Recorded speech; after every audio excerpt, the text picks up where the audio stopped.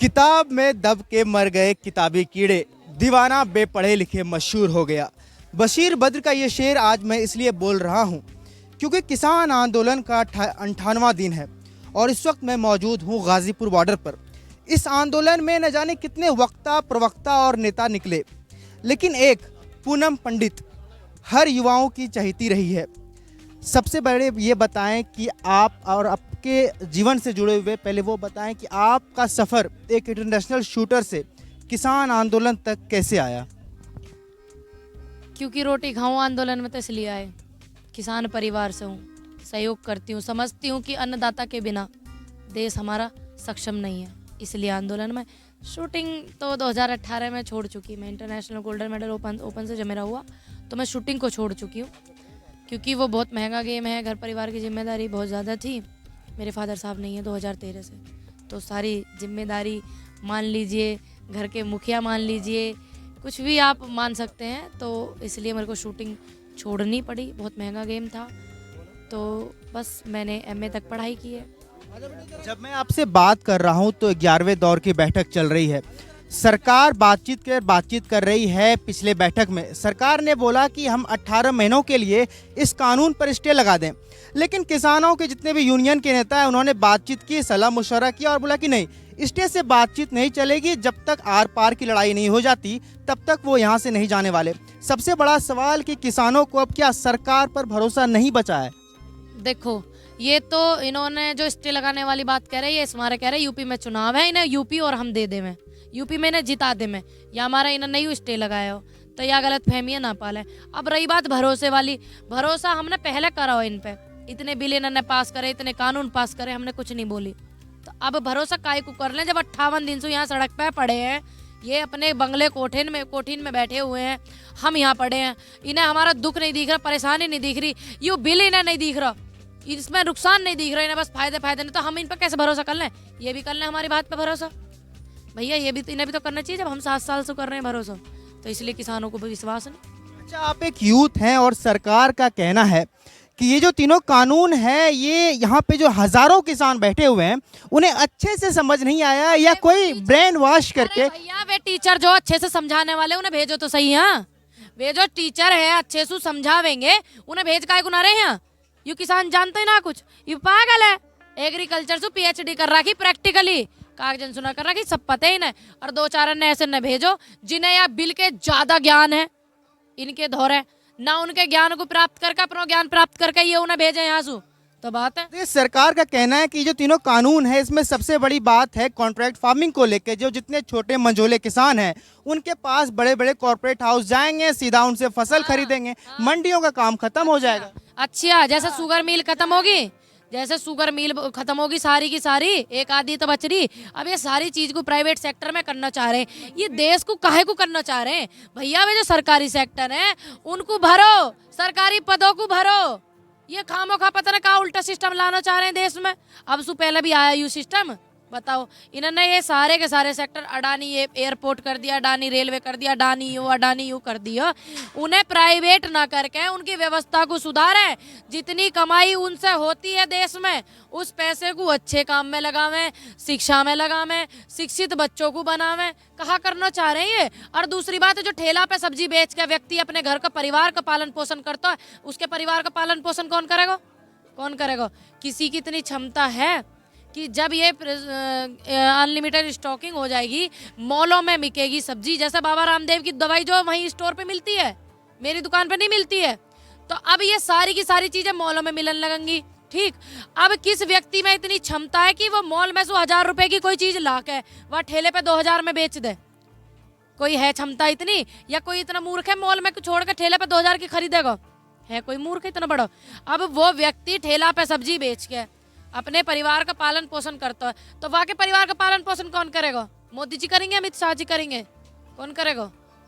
ये नए नए बिलन्ने ला रहे हैं, नए नए बिलन्ने पास कर रहे हैं, काय को कर रहे हैं? पहले सलाह तो ले लेते।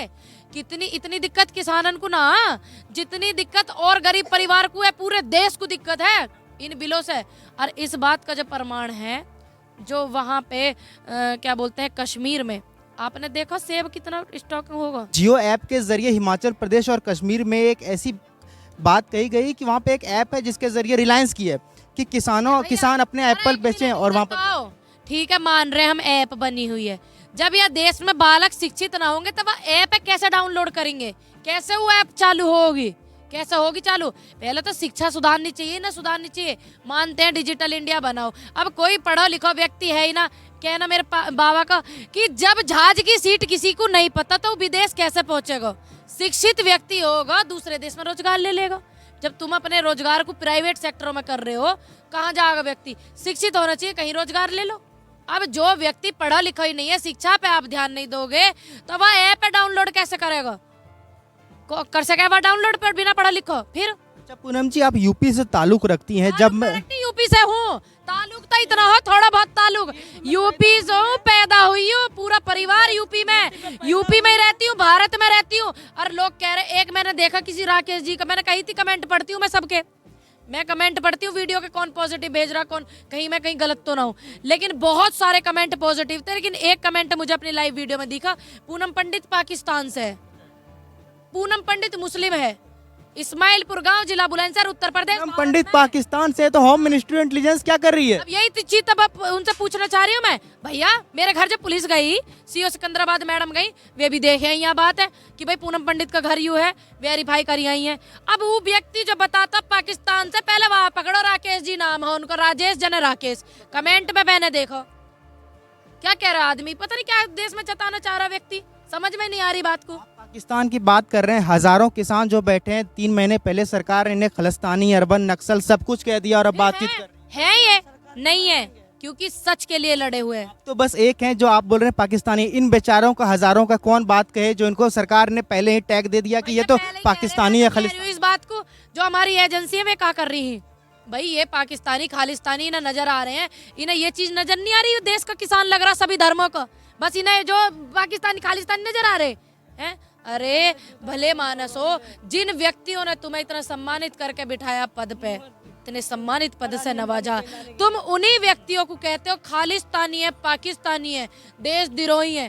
कितना गलत मैसेज दूसरी कंट्रियों में जा रहा कि आज हमारे नेता, हमारे चौकीदार, जो हमारे देश के चौकीदार हैं, हमारे चौकीदार हैं, जनता के चौकीदार हैं, वही हमें खालिस्तानी पाकिस्तानी। बताओ कितने दुख की बात है, कितना गलत मैसेज बाहर जा रहा हो, बताओ आप। तो फिर ये आम जनता कहा करेगी, फिर आम जनता क्या कहेगी? ये तो आम जनता इतनी समझदार है, मोदी जी मोदी जी मोदी जी, माननीय मोदी जी, हमारे प्रधानमंत्री जी रिक्वेस्ट है बिल रद्द करो। ये तो आम जनता बढ़िया समझदार है, और आप ही ऐसे कह रहे हो। जो भी व्यक्ति बात की सरकार की नहीं है, अगर सरकार के कोई बड़े नेता या लॉ मिनिस्टर अगर ये बात कहते हैं कि आंदोलन में कुछ ऐसे भी लोग घुस चुके हैं जो प्रो खालिस्तानी हैं, तो सबसे बड़ा सवाल है कि सरकार और उनकी इंटेलिजेंस क्या कर रही है? कर क्या रही भाई? यही तो, हाँ यही तो मैं पूछना चाह रही हूँ। जब ऐसी बात आपको नजर आ रही है तो आपका काम है, इंटेलिजेंस के काम को मैं सराहना करती हूँ, आपके काम पे कोई संदेह नहीं है, लेकिन आप थोड़ा सा उधर भी ध्यान दो, देना चाहिए ना। क्यों? क्योंकि जितने अरुणाचल प्रदेश में 600 घर बना के चाइना ने गांव बसा दियो, वहां भी थोड़ा सा ध्यान दो, देना चाहिए। नहीं बसा दिया, नहीं बसाया, बसा ही दिया ना। अब उन पे क्यों नहीं आपने ध्यान दिया? यहाँ तो अपने लोग बैठे, ठीक है हम तो सब ध्यान रखेंगे, देश का किसान है, कोई ऐसा असामाजिक तत्व पावेगा चूड़ी चढ़ा के भेजेगा ये उसकी। अच्छा ये बताएं कि यहाँ पर जब मैं बातचीत करता हूँ तो गन्ना किसानों का कहना है कि वो पिछले 2 सीजन से उनके मिल से फंडिंग नहीं हुई। योगी आदित्यनाथ बड़े बड़े ब्रांड, बड़े बड़े होर्डिंग में इन्होंने लिखा दिया कि किसानों का सबका पैसा माफ कर दिया, सबका पैसा दे दिया। उत्तर प्रदेश का जो किसान है ना, जो कहते हैं कि उत्तर प्रदेश का जो किसान है यूँ कहता है जो कि योगी जी हमारे कहते हैं कि ये खुश है। रुक जाओ यार, ये उत्तर प्रदेश का किसान खुश है, योगी जी कहते हैं, मैं नहीं कहती हूँ, योगी जी कहते हैं उत्तर प्रदेश का किसान, इन्हें जगह दो, यहाँ बिठाओ। योगी जी तो कह रहे हैं राम राज्य है उत्तर प्रदेश, राज है उत्तर प्रदेश में, योगी जी कहते हैं, मैं नहीं कहती हूँ। योगी जी कहते हैं कि उत्तर प्रदेश का किसान खुश है। ठीक, अगर वे किसान खुश है तो वे अंडा काय को आ रहे मैसेज में? नहीं, जितना मैं गन्ना किसानों से बात किया उनकी फंडिंग नहीं हुई है। बड़े बड़े बजाज मिल के खुश है, कहाँ खुश है? कहीं नजर आ रहे खुश? बताओ आप। मैं तो खुश हूँ ना, ना मेरा गन्ना, अब मैं बताऊँ आपको, तन्नक सी जगह बच रही खेती कितनी सी, अब वहाँ मैं गन्ना बोऊँ, 2000 रुपया मिले, वहाँ मैं खाद लगाऊँ 2000 में, अपने ब्याह की तैयारी करूँ 2000 में, ठीक, स्वास्थ्य के लिए एक हेल्थ इंश्योरेंस बनाऊँ 2000 में, मन कर रहा हो आजीवन के लिए फार्म हाउस बनाओ, समझ में नहीं आ रहा 2000 में क्या करूँ। लेकिन मेरे नहीं आए, पड़ोसिन क्या है, मैं पड़ोसिन के ध्यान में रखते हुए अपने कि 2-2000 आए, इस बात को बोल रही हूँ। 2-2000 में करो का जा ताऊ, क्या करोगे 2000 में? बीज लाओगे खाद लाओगे 2000 में। खरीद लिया। 2000 में आपने खबन खरीद लिया। 26 जनवरी को सरकार गोली चलाने की बात कर रही है। ये ताऊ जी मेरे 2000 रुपए में कफन। पूनम पंडित जी, 26 जनवरी को अब क्या तैयारी है कि सरकार और दिल्ली पुलिस का कहना है कि अगर आप दिल्ली आएंगे तो दिल्ली वालों को परेशानी होने वाली है। दिल्ली वालों की दिल्ली है, हिंदुस्तान की दिल्ली है, हिंदुस्तान का दिल दिल्ली है, पूरे देश की दिल्ली है। दिल्ली वालों की दिल्ली, दिल्ली वाले कहाँ सुलाए उठा के भैया, दिल्ली वाले कहाँ सुलाए? ये तो हिंदुस्तान का दिल दिल्ली है, भारत की दिल्ली है, देश के किसानों की दिल्ली है, जनता की है दिल्ली। ये मत कहिए कि दिल्ली वालों की दिल्ली है, दिल्ली वालों को परेशानी। पूनम पंडित जी, आप बोलती हैं आप महिलाओं की नेता हैं, सबसे बड़ी बात मैंने नहीं कही। कैसी बात कही? मैंने ये बात कही, उन्होंने ये सवाल किया पूनम पंडित जी आप नेता बन गए, इन फ्यूचर आप चुनाव लड़ेंगे। गलत सवाल नहीं उठाइए बड़े भाई। मैंने ये कहा था कि भैया मेरे को नेता वेता ना बनना, मुझे तो किसानन का नेता बनना, युवाओं का बनना, महिलाओं का बनना, तो सबका बनना है। महिला बनना बिल्कुल बनना, क्यों ना बनना, लेकिन बात सिर्फ सच की होनी चाहिए, आवाज सच की होनी चाहिए। मैं एक सवाल पूछता हूं कि ऑक्सफैम की एक रिपोर्ट है जिसमें बताया गया कि सिर्फ 12% देश में महिलाएं हैं उनके पास खेती की रजिस्टर्ड जमीन। 12% ऐसी महिलाएं हैं जिनके पास खेती की जमीन की कागजात है, यानी वो मालिकाना हक है खेत के। लेकिन 80% जो देश के महिलाएं हैं जो कृषि खेती से जुड़ी हुई है, वो सीधे उनसे जुड़ी हुई है जो ज़्यादातर खेती किसानी काम करते हैं। आप एक महिला के तौर पे कैसे देखते हैं हज़ारों की तादाद में महिला, चाहे पंजाब से हो, हरियाणा से, उत्तर प्रदेश से हो, इस ठंड बरसात में शेल्टर में रह रही है? जो व्यक्ति, जरूरी नहीं है किसी के नाम पे फर्द ही हो, वही इस आंदोलन में हिस्सा ले सकता है। ठीक है, जो व्यक्ति अन्न खाता है, जिसके परिवार में किसान है, जो समझता अन्नदाता सुदेश है, वो सभी ले सकते हैं, इस आंदोलन में हिस्सा बन सकते हैं। ठीक, सच्चाई के लिए, हक के लिए, अधिकार के लिए। और जो मेरी बहनें इसमें सहयोग कर रही हैं, बड़ा दिल से उनको धन्यवाद करना चाहूँगी। और ज़्यादा से ज़्यादा आप लोग सहयोग करें, और कर भी रहे हैं, मैं देख रही हूँ सभी आप अपनी आवाज़ उठा रहे हैं। अभी तक कुछ दिन पहले ऐसा हो रहा था कि मुझे मेरी आवाज़ ही सुनने को मिलती थी, लेकिन और महिलाओं की भी मिल रही है, मुझे बड़ा अच्छा लग रहा। आखिरी सवाल कि आप क्या संदेश देना चाहते हैं खासकर उस युवाओं को जो इस आंदोलन में जुड़ना चाहते हैं, दूर दराज से हैं, लेकिन वो किसी तरीके से, सबसे बड़ा सवाल है कि दूर दराज स्टेट से तो ट्रेनें ही नहीं चलाई जा रही है, वरना यहाँ के किसानों की तादाद तो और दुगनी हो जाए। ट्रेन ने चलाओ, काय को न चला रहे, उन ट्रेनन से जो कमाई होगी वह में देश की जितनी संस्थाओं से इन्होंने पैसा ले रखे हैं, जिनके चक्कर में ये कानून रद्द नहीं हो रहे हैं, उनको दो संस्थाओं को। देश में इतनी ट्रेन है, इतनी चल जाएंगी, ये तो कमाई ट्रेन ही कर देंगी, जो कमी बेसी रह जाएगी देश का किसान कर देगा। भैया किसान इतना सक्षम है देश का भी, लेकिन आने वाले कल में ये सक्षम रहना दे, मैं वहाँ किसान ने सक्षम ही रहना दे। वे ट्रेन रोक काहे को राखी, कारण क्या हो? इतनी बड़ी बड़ी रैली हो रही, जब ना कोरोना हो रहा, कोरोना की मैंने रोक राखे, वे रोक राखी है। 150 रूट तय हो रहे हैं, अडानी जी के बढ़िया बढ़िया रूट तय हो रहे हैं, इसलिए वो ट्रेनें रोकी हुई हैं। कृपया करके अनुरोध करते हैं कि रेल इतनी सक्षम है हमारी भारतीय कि जो आपने देश के अच्छे कार्य में पैसा लगाया है, ले लेके संस्थाओं से, पीएम फंड में जो आयो है और भी जो आयो, तो कृपया करके रेल ने चला में और उनका जो पैसा है उसमें कर्ज तारें, पर इन बिलन ने किसानन पे ना थोपें। रिक्वेस्ट करते हैं, अनुरोध करते हैं, और कृपया करके कुछ कमी रह जा तो इन किसानन ने बता दियो, जो आंदोलन कर रहे हैं देश के किसान, यूं कर देगा, थोड़ी बहुत मदद किसान कर देगा। चलते चलते ये बता दीजिए कि कहीं समाजवादी पार्टी, बहुजन समाज पार्टी या कांग्रेस से किसी से अभी तक कोई इन्विटेशन तो नहीं आया? देखिए, मेरे को इनविटेशन किसी पार्टी से नहीं आया। दूसरी बात मैं आपको बता दूं, मैं इन किसानों के साथ हूं भाई, इन किसानों के सहयोग में हूं, ठीक है, और इन किसानों के लिए लड़ेंगे, इन किसानों के लिए अब आगे आगे मरेंगे। इन किसानों के लिए जो ये चाहेंगे मैं वो करूंगी। अब जो देश का किसान चाहेगा, जो देश का युवा चाहेगा, देश की महिला चाहेगी, वो करेंगे आगे आगे। और इनविटेशन उनका लेकर मैं करूंगी क्या, जब वे देश के किसान का सहयोग करने नहीं आए।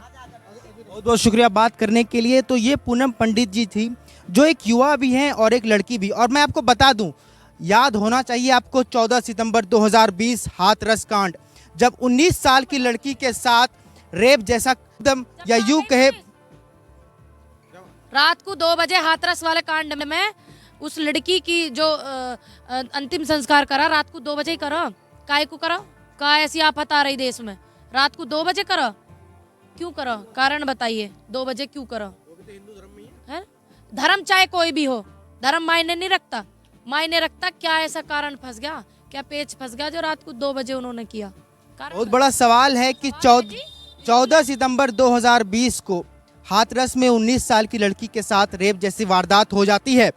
और सबसे बड़ी बात है कि वो लड़की जब उसके साथ ये वारदात होती है तो वो भी खेत में रहती है और वो भी उसमें किसान ही थी। तो ज़रा सोचिए कि यहाँ पे हज़ारों किसान जब तीनों कानून के खिलाफ बैठे हैं और ये जब किसान चले जाएंगे तो देश के क्या लड़कियां और किसान जो उस वक्त भी खेत में हैं क्या सुरक्षित रहेंगी? ये बात कहना है कि देश बचाओ बेटी पढ़ाओ, बेटी पढ़ाओ बेटी बचाओ, नए नए फरमान जारी हो रहे हैं। और जो हमारे एमपी के वो हैं साहब मुख्यमंत्री जी शिवराज जी, वो उन्होंने एक और फरमान जारी करा, मेरे स्क्रीनशॉट आ रहा, हो सके मैं गलत हूँ, कि 21 साल की लड़की जब तक 21 साल की होगी तब तक वो कहीं बाहर नहीं रह सकती, पढ़ाई नहीं कर सकती। करो या मैं गलत हूँ? अब एक बात बताओ, 21 साल का बच्चा बालिग होता है तो वो लड़की, अब आप कहते हो बेटी बचाओ बेटी पढ़ाओ बेटी आगे बढ़ाओ, तो वो बेटी कैसे बढ़ेगी? पुलिस को उसे वो देनी पड़ेगी सारी डिटेल, पुलिस उस पर निगरानी करेगी। आधा बालक तो दहशत में ही मर जाएगा, आधा तो दहशत में ही मर जाएगा।